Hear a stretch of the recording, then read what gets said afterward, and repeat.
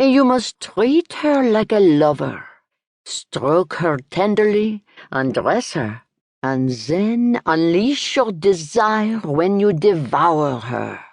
I guarantee you will be satisfied." Chef Pierre Chevalier fixed his class of 15 wannabe cooks with a stern glare. Holding up an unblemished banana, he waved it in the air like a giant phallic symbol. "Observe the proper technique. To make bananas faster, first begin by peeling the skin with a gentle hand to avoid bruising." With infinite care, he pared one piece after another, as though stripping off his lover's garments. His gaze deepened as he stared longingly at the naked fruit glistening in his hand. "You see? Look at the velvety smoothness of the shaft. The moist tip and firm inner core remind you of something, no?" A chuckle rumbled from his throat. "Ah, this we can put in the mouth, but only after it is properly prepared." Marla watched his movements, amazed that such a stout man with a round face could be so sexy. Perhaps that accounted for the popularity of Pierre's culinary classes. "Never mind the innuendos.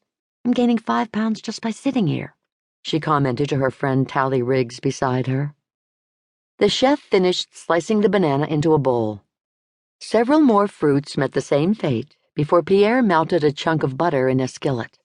He added the banana slices, sprinkling cinnamon on top, until a delicious fragrance filled the air.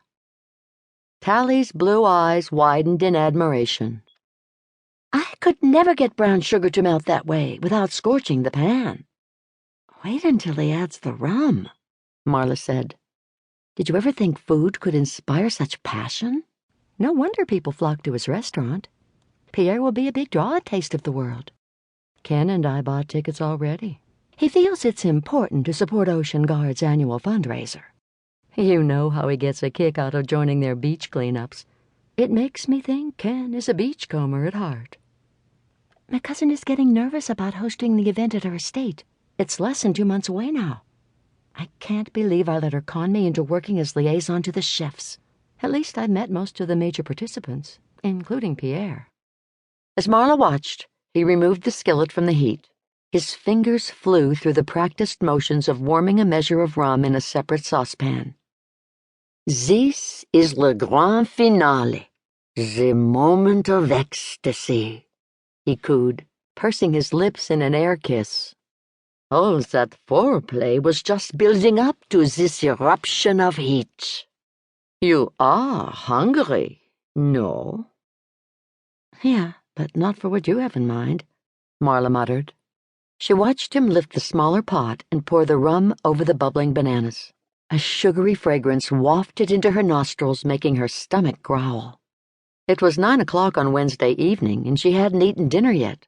Everyone was waiting to sample the dishes after Pierre finished his demos. "Let's wrap it up," she thought, folding her packet of recipes and stuffing them in her purse. Pierre's tall white toque bobbed on his head as he lit a match and tilted it toward the warmed rum in the skillet. The flame had barely touched the liquid when an explosion rocked the room, sending a wall of fire shooting into the air. "Mon Dieu!" Pierre cried, tumbling backward to disappear behind the roaring flames. "Quick, everyone out!" His assistant grabbed a fire extinguisher mounted on a wall unit. Marla hustled away with the others, hovering in an anteroom of the restaurant while someone called for help on a cell phone. Smoke billowed from the classroom, forcing her and the others to fall back.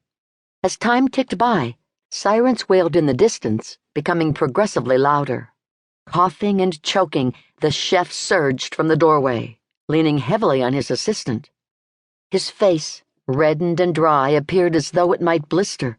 He cradled his hands against his chest, and she could see that his forearms had been singed. Rushing forward to come to his aid, she halted when his wild-eyed gaze captured her. "Forget my taking part in Tastes of the World. I should have listened to the warning. Now, see what has happened.